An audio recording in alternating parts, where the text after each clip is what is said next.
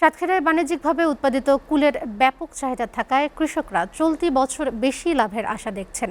অল্প সময়ে অধিক লাভজনক হওয়ায় প্রতি বছরই বাড়ছে কুলের আবাদ। স্থানীয় চাহিদা মিটিয়ে জেলায় উৎপাদিত কুল যাচ্ছে বিভিন্ন অঞ্চলে। মন প্রতি পাইকারি বিক্রি করছে ৩ থেকে ৩,৫০০ টাকা দরে।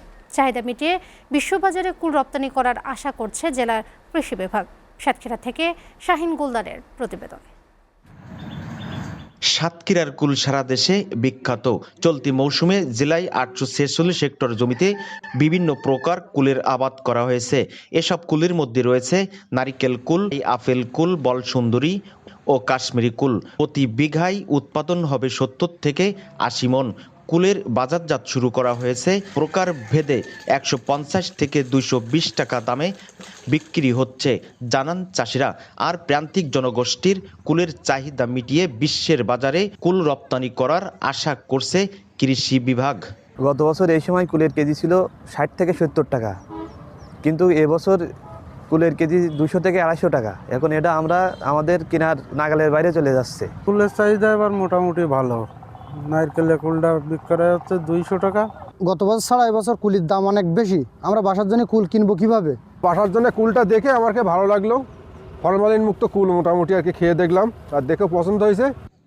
চলতি বছর কুলের ফলন কম, তবে দাম বেশি পাওয়ায় খুশি, জানান কুল চাষিরা। আমাদের এখানে 10 বিঘা মতো জমি আছে, এর ভিতরে 440টা মতো গাছ আছে। এখন অন্যবারের থেকে এবছর দাম অনেক বেশি, ফলন একটু কম, কিন্তু দাম আমরা পাচ্ছি অনেক বেশি। এবছর আমরা যারা কুল চাষি তারা অনেক লাভের আশা করতেছি। আরও নতুন জাতের কুল আবাদ করার জন্য কৃষকদের পরামর্শ দেওয়ার কথা জানান কৃষি বিভাগ। আমরা আশা করছি যে এই কুল চাষের মাধ্যমে প্রান্তিক জনগোষ্ঠীর যে ফলের যে চাহিদা আছে, দৈনন্দিন যে ফলের চাহিদা, সেটা আমরা পূরণ করার দিকে এগিয়ে যাচ্ছি।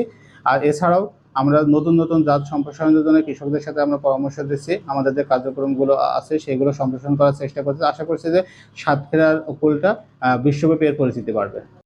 কম খরচে অধিক লাভ হওয়ায় জেলায় প্রান্তিক পর্যায়ে কৃষকদের কাছ থেকে জনপ্রিয় হয়ে উঠেছে কুল চাষ।